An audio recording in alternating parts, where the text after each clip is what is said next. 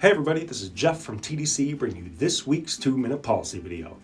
I am a white male with dark graying hair pulled back. I'm wearing a green and white striped shirt and a blue tie, and I'm standing in front of a coalition blue screen.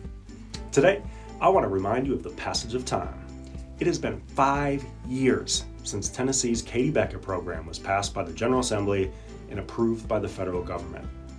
And as we watch the program get started, children get enrolled, and families get supported, we've come to see the whole scope of all of its benefits, as well as some of its shortcomings. To address some of those shortcomings, we think it's time for the Katie Beckett program to begin to evolve. We can't fix all of its issues at once, but we think we've got a pretty good place to start. This bill, House Bill 1158, Senate Bill 1053, called the Katie Beckett Part A Wraparound Improvement Act, is simple. It just asks TennCare to offer a health reimbursement account to Part A families to use their home and community-based services funding. Tennessee's Katie Beckett program is unique in that it has two parts.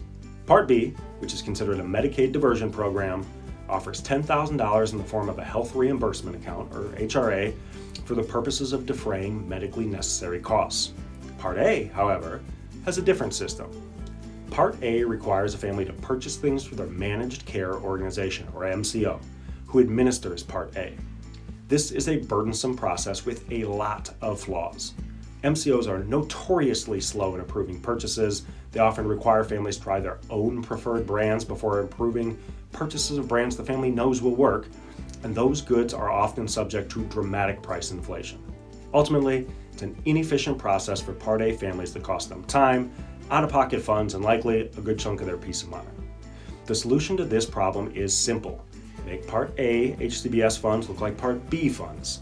That means instead of spending funds through an MCO, Part A families could utilize an HRA for the purchase of medically necessary goods and services. We expect some pushback on this bill.